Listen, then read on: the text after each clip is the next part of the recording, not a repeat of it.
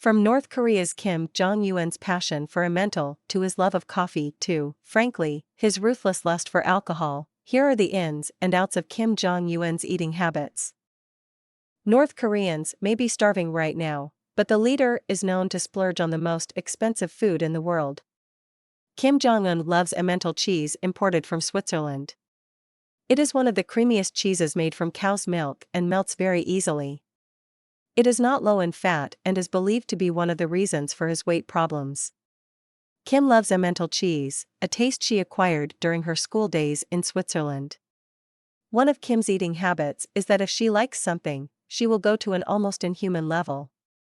Take Emmental cheese for example. This Swiss cheese with holes is famous for its sweet aroma, fruity taste and wonderful appearance, as well as the complex process of its preparation. A specialty sushi dish made from fatty tuna is a regular item on Kim's menu. Kim enjoyed sushi made with the fatty part of the tuna. Shark fin soup is an East Asian dish, especially eaten in Vietnam and China, and is one of the most controversial dishes in the world, as its popularity has driven some shark species to the brink of extinction. It's not just high-quality food, but Kim likes to eat. Brazil is generally considered the home of the best coffee in the world.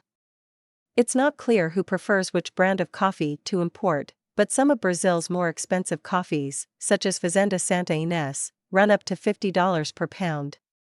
Whoever drinks, one thing is certain, he drinks a lot. Kim spends $30 million a year importing high-quality drinks for herself and herself. He is known to love Hennessy and Cristal brand, his one. The price of a bottle is around $300. Kim Jong-un is no stranger to a drink or two.